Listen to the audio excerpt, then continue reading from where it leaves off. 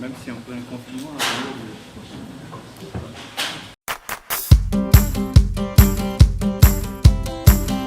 il y a des générateurs de secours. Alors déjà d'un point de vue réglementaire, en suivant les normes européennes, il faut avoir un générateur de secours qui permet de rapatrier les personnes.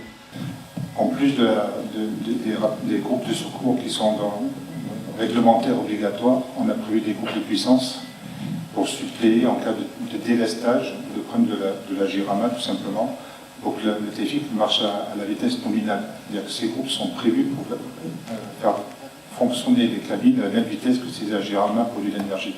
Ça, c'est pas prévu dans la réglementation, c'est un plus qu'on a mis au projet pour éviter un problème de délastage, enfin, en cas de souci de stabilité de l'énergie de la gyrama.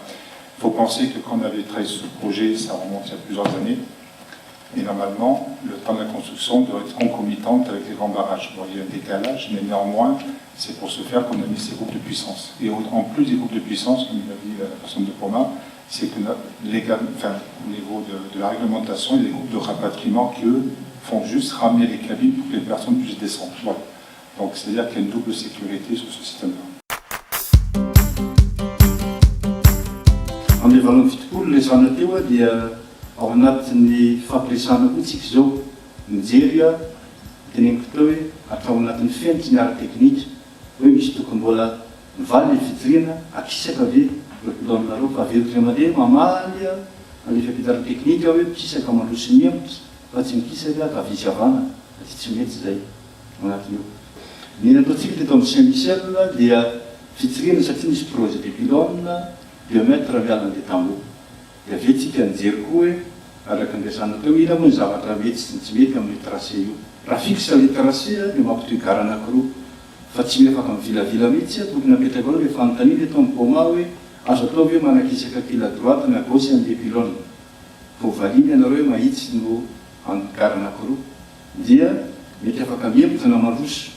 Fa ny teo amin'ny Saint-Michel zany efa natao koa fijiriana atao ivelany mety io tsy dia olana loatra ny mamoaka n'ilay izay ny valiteny azo dia ara-teknika mamoaka n'ilay pylône ato ivelany. Tsy misakana ny tetikasa miao avy eo amin'ny rafitry ny fiainana katolika. Tsy misakana fampandrosoana fa kosa mizana miahany izy ary mitako fampiresahana so misy vahaolana ara-teknika mba ahafahana mandamina mipetraka izany resaka pylône sy resaka tracé zany. Point de vue distance entre pylônes, forcément, les pylônes ont des distances différentes, ça dépend du profil du tracé. La distance la plus longue une des lignes, c'est dans les un peu plus de 400 mètres. Voilà. Après, quels sont les types d'accidents au jour le jour En fait, on a tout un panel de systèmes de sécurité qui contrôle tous les aspects des appareils. Quand je dis tous les aspects, c'est vraiment les cabines, la machinerie, au niveau de chaque pylône, on a des contrôles. Ce qui fait que dès qu'il y a le moindre problème, ça envoie un signal au contrôle-commande qui arrête l'appareil. Et pour redémarrer, il faut avoir contrôlé d'où vient le problème et on ne peut pas redémarrer l'appareil sans avoir contrôlé. Ce qui fait qu'on détecte les problèmes potentiels avant qu'il puisse y avoir un incident.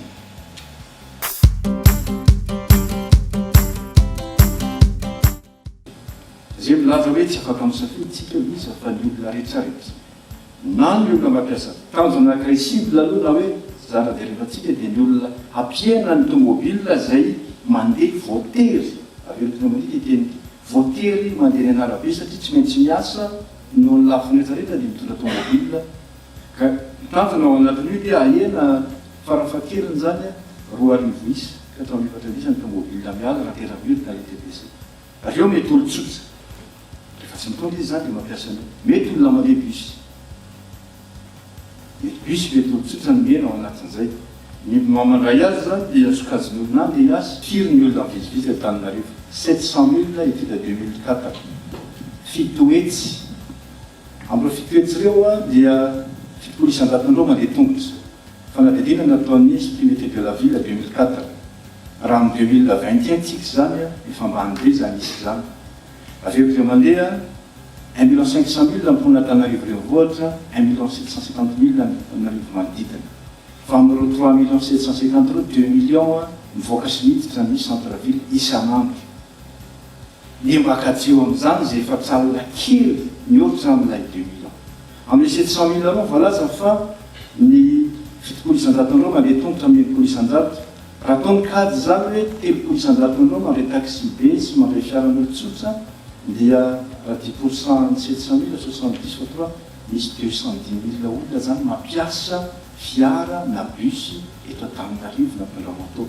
Amin'ireo ny 40 000 betsaka sakely kely le izy. Ny kajy nanaovana n'isan'ny gare ny isan'ny kabine zay 20 sy 200 ny total, mety misy 50 amin'ny gare anankiray arakaraky ny filana ny temps de déplacement fotoana ivizozen'le kabine makany amin'ny gare anankiray nanaovana ny kajy namoahana ny efatralina ary justifié techniquement.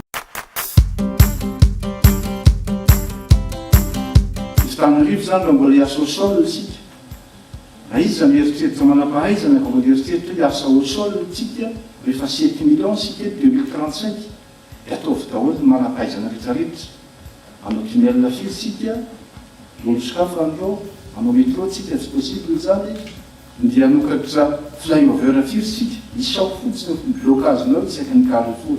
Ny atao hoe Carrefour dia natao tamin'ny manao lalana tsotsotsy ianao, misy fiaonana 300 000 personnes, zao tsika 3 500 000. Ka ireo Carrefour roa io fraise io zany amboarina iaraka tamin'ny kolasy tsika fa tsy mamahavaolana Antananarivo. Ka ireo Carrefour rehetra reo raha hanao lalana ihany tsika tsy maintsy atao flyover 20 millions d'euros flyover anankiray. Dia 100 raha hanao folo tsika dia efa 200 zay. Dia mbola litatra lalana tsika, manao tunnel tsika. Fa rapitsy tsy maintsy ilan'izay ianao satria impossible ny déplacement an-tàna raha mbola tsy mametraka. Ka rehefa mivady ny TPC amin'ny zone zay misy azy sy ny train urbain dia miaraka amin'ny taxi be dia efa misy fiatsarana zany fomba fitaterana eto Antananarivo. Zay ny fomba fijery ara-teknika. Ho famalina ny olana Antananarivo dia mitambatra téléphérique amin'ny faritra zay sarotra ivezivezena sy tena olana amin'ny lafiny embouteillage ampianazy. Ny train urbain zay efa mandeha amin'izao fotoana izao, hitanareo zany fa ny fototra afotrasa infrastructure zao rehefa vita. Hitanareo ialan'ny tary na ilay toerana misy ny lalam-by napetraka le fefy béton. Ny bateau zany manaraka dia superstructure zany hoe le gare sy handray ny billetterie andraisana azy ao anatin'io hiditra sy ny fampidinana azy. Ireo zany zao dingana manaraka. Ka mandritra ny fotoana anaovana ny TPC dia mamita kotsika ny train urbain miaraka an'ireo flyover le amresahako teo ny ety amin'ny centre-ville ny safotra.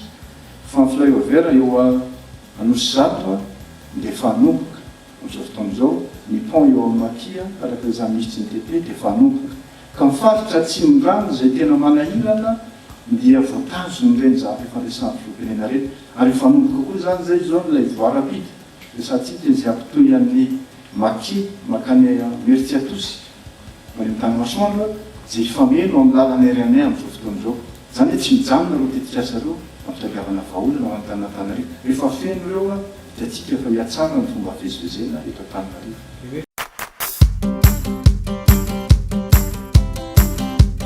Raha ny fepetra tao anatin'ny fanaraha-piara-miasa natao tao amin'ny fanjakana malagasy ny orinasa tonga dia tokony 3 volana aoriana fanaovatry dia efa tsy maintsy manomboka ny tena fanorenana. Ao anatin'izay sika mamarana nireo fitseria resantsika ilaina ho amin'ny sotra Laurence ao anatin'io moa zany.